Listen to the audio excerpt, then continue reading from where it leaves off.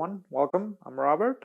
This is the new video tutorial for Star Wars Destiny Encounters, my solo co-op variant for Star Wars Destiny. On December 2021, the first video that I ever uploaded to this channel was the original tutorial for Encounters. It started as a passion project that arose from my love of solo co-op LCGs like Marvel Champions, Lord of the Rings, and Arkham Horror, combined with my love of Star Wars. Encounters has undergone many improvements, rules adjustments, and expansions since its original release. The latest 1.2 rulebook update, the biggest to date, required a new tutorial. And so with that, let's get started. Alright, so what are you actually gonna need to play Encounters? So first you should get a starter deck. Here I have the Boba Fett and Veteran Stormtrooper deck, and I'm gonna put up on screen other products that I recommend you get to dip your toes into Encounters. This variant is designed so that you can have fun with a starter deck, okay? Also, there's many other ways of expanding on your collection, and not all of them involve buying booster packs. I'm gonna make a separate video that you can watch. It's a purchasing guide, so feel free to watch that later if you end up enjoying the variant, okay?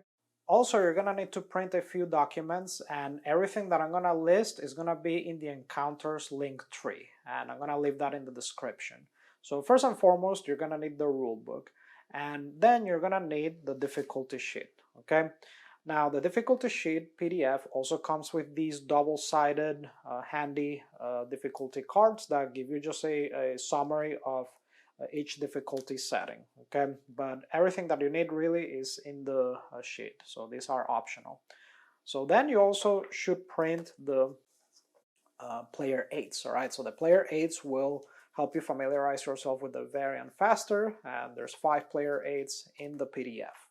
There's many other documents that come with the Encounters variant, but I'm gonna discuss that in the modules video. Feel free to watch that later. But to get started, that's all you need. Rulebook, player aids, and difficulty sheet. And then you're gonna need to get some cards, and there's a couple ways you can do that. So there's print and play files in case that you wanna create them yourself, or there's also the ArtScout links if you just wanna order them. Now there's 2 types of cards. There's basic gray encounter cards that every enemy that you play against uses, and then there's enemy packs. And enemy packs come with their own cards that get shuffled with these. And the basic encounter cards also come, also known as a base set, they also come with these locked unlocked tokens that are double-sided, but these are optional. If you don't want to use them, you can just use any type of token in its place, all right? Now, for dipping your toes in Encounters, I highly recommend that you just use the Luke Skywalker and the Darth Vader sets. They are the most well-rounded and basic enemy sets that you can play against for familiarizing yourselves with the mechanics. And then there's more content if you want more enemy packs to play against and more variety. I'm gonna put up on screen what has been released to date. There's plenty of content waiting for you if you want to play against different characters, okay? Now, the other thing that you're gonna need also is just a handful of D6s. And I recommend that you get 2 different colors and at least a dozen. And this is what the enemy uses in place of these. And you might be tempted to want to use custom dice for the enemies, but trust me, if you just use conventional D6s, it just makes the AI turns go so much faster. This really is unnecessary for the enemy. It'll save you the hassle of creating the dice and also the storage aspect of it. So trust me on this, you'll thank me. Just stick with D6s for the enemy. And I also want to mention that there is a tabletop simulator mod for Star Wars Destiny Encounters, so if you want to try it that way without having to buy or print anything, I'll leave a link to that. And now let's move on to setup.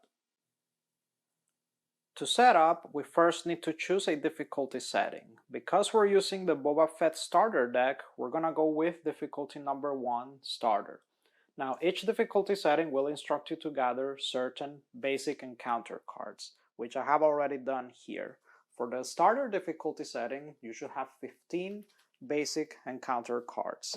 And keep in mind that every encounter set comes with some elite versions of certain cards, so make sure to keep this out if you're not playing in elite mode, which you can read about in the difficulty sheet. Then we need to pick an enemy encounter set to play against. For this tutorial, we're gonna use Luke. Now, for the starter difficulty, we need to remove the duplicates as instructed here, okay? Which I have already done so, all right? You can see here there's 5 cards that I have removed from Luke's deck, which only leaves 1 copy of each card now. So you're gonna take the enemy leader, set it aside, and now that leaves these cards and the basic encounter cards, and you're gonna shuffle them. And with that, you have formed the encounter deck. Then place the encounter deck nearby and take cards from the top of it equal to 4 plus the number of players. So since we're playing solitaire, we're gonna take 5 cards. And we're gonna put them next to it like this in a row. This is gonna be known as the hand row. Then we're gonna lock a certain amount of cards on the hand row based on difficulty. So take the locked, unlocked tokens and place 1 above each card on the hand row, locked side up. Some cards start off unlocked based on difficulty. For starter difficulty, we're gonna unlock 1 plus 1 per player. So since we're playing solitaire, we're gonna unlock 2 of these cards. Then you're gonna place a d6 above each card that remained locked. Alternatively, if you decide not to print the locked, unlocked tokens, you can use any tokens of your choice for locked cards and then not use any for unlocked cards. Next, we're gonna place dice on the enemy leader based on difficulty. In starter difficulty, we need to put 2 plus 1 per player. So since we're playing solitaire, that means 3 dice.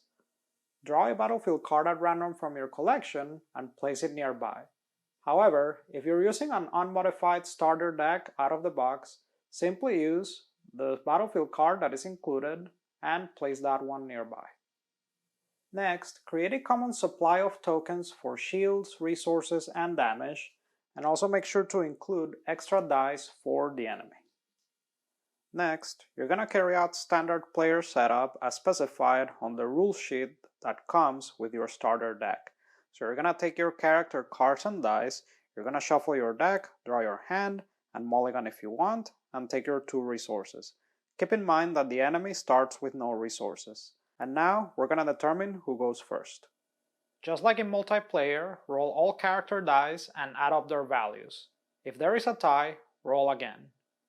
In encounters, when using d6s, compare their result to the card's dice reference as shown on screen. So in this case, Luke's dice adds up to 2. In this case, Luke had the highest roll, so he gets to keep the battlefield, and he'll go first. And just like in multiplayer setup, the player who rolled lowest gets to distribute 2 shields among their characters in any way they wish. If you win the roll, the enemy always gives both shields to the enemy leader. Once you return character dice to their cards, you're ready to play. And now, let's cover some concepts. When playing a game of encounters, rounds flow the same as a game of Star Wars Destiny. Your opponent will be known as the enemy. Players and the enemy alternate taking actions during the action phase until both sides pass consecutively, upon which play proceeds to the upkeep phase, followed by a new round. If the enemy leader is defeated, players win. If all players are eliminated, the enemy wins. The enemy does not lose if it has no cards in the encounter deck and hand row at the end of the round. It shuffles the discard pile into the encounter deck instead. However, if you would like to win by quote-unquote milling strategies, you can use the Mill Strategies module to make the necessary adjustments. And now let's talk about enemy turns. At the start of each enemy turn, check the list shown on screen, starting from the top.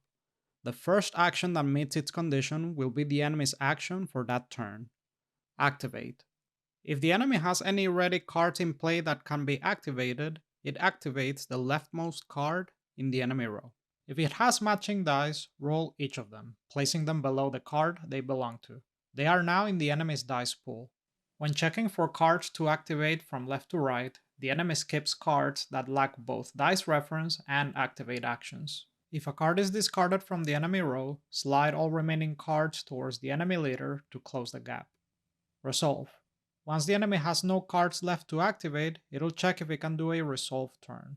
If the enemy has any dice that can be activated, it'll resolve all dice with the highest d6 value, from left to right, one at a time, even if they show different symbols.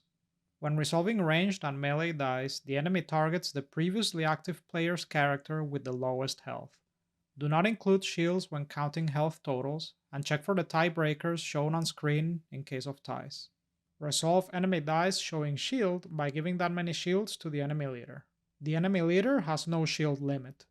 If all remaining dice show blank, then the enemy doesn't meet the condition to perform a resolve turn, and it'll move on to check if it can perform a play turn.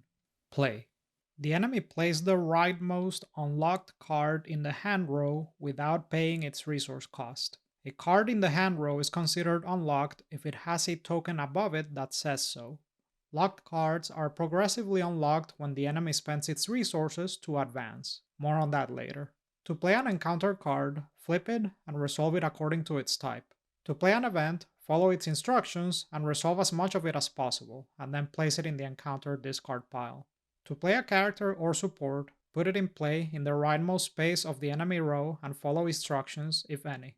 Non-leader enemy cards with dice reference come into play with one die unless specified otherwise. Play an upgrade by attaching it to an enemy character as instructed by the card and resolve effects, if any. The enemy leader has no upgrade limit. Claim.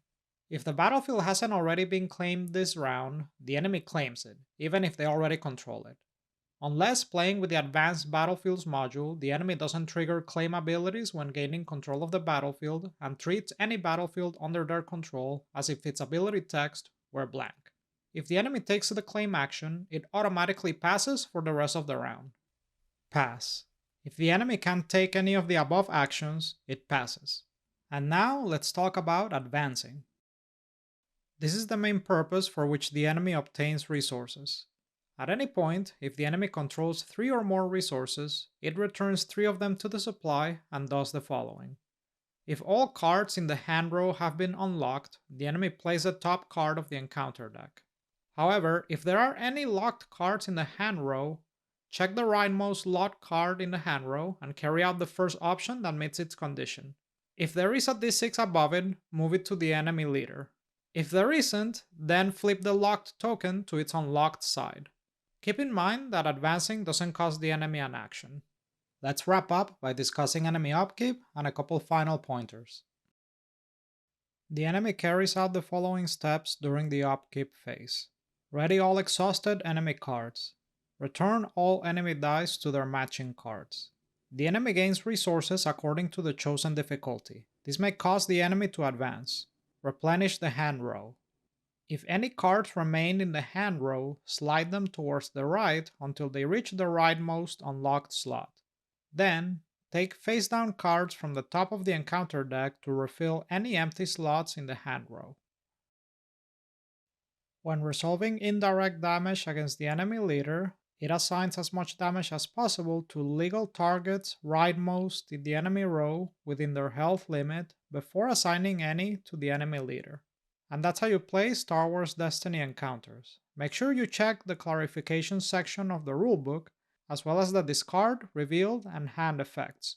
And if you want to play cooperatively, there's a section explaining it all in the rulebook as well. Alright, so I hope that you enjoy playing encounters as much as I enjoyed creating it. Make sure that you check out the other videos, like the introductory playthrough of Boba Fett against Luke, as well as the buyer's guide and the modules video. And if you have any comments, questions, feedback, make sure to put them in the comments section. Make sure to like and subscribe, and I'll see you in the next one.